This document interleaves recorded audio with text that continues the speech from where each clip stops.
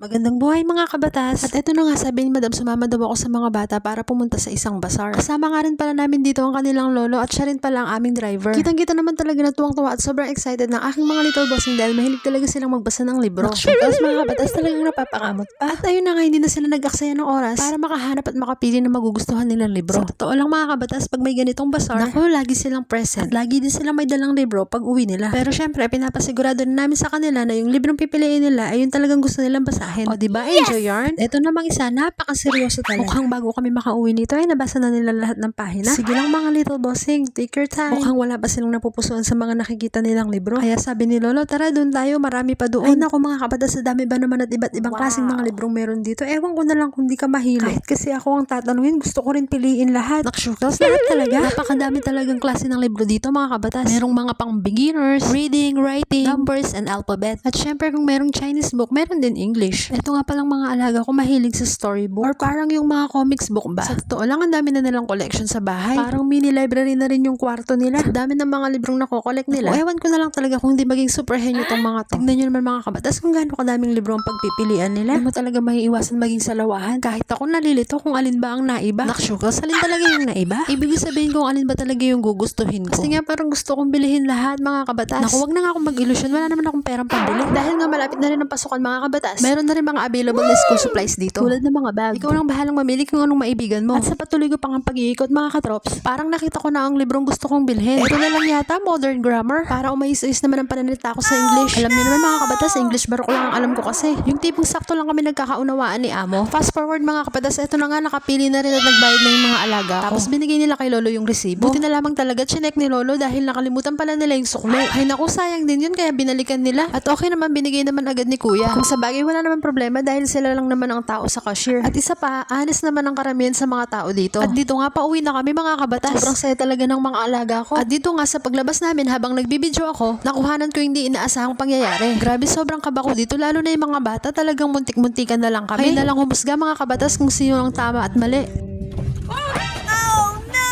At ayun na nga, thank you Lord ka na lang talaga dahil safe kami. Hindi na lang hindi mainit ang ulo ni Lolo dito. Kaya hindi niya na lang pinansin. Sabi niya kumain na lang daw kami bago kami umuwi ng bahay. Kung sa bagay, para-pareho na rin kasi kaming gutom sa mga oras na to. Kaya hindi na lang namin pinansin kung anong nangyari. Ang importante, ligtas kami. Dito na nga lang pala kami kumain malapit sa inuuwian namin. Para pagkatapos namin kumain, makauwi agad at makapagpahinga. Medyo pagod na nga rin kasi sa kakalakad. Kaya pag upo namin, umorder na agad si Lolo ng kanya-kanyang gusto namin kainin. Bawi na nga lang kami sa kaba at saka pagod na naramdaman namin. Buti na nga lang din at mabilis ang service nila dito. Hindi na kami naghintay ng medyo matagal na iserve agad ang mga pagkain namin. At syempre, hindi na rin namin patatagalin yan. Abay, habang mainit, mas masarap kumain. O siya, sige, kain ng mga little bossing. At ako naman, syempre, lalafang na rin. Kain po tayo mga kabatas. Hanggang dito na lang po muna. Thank you for watching!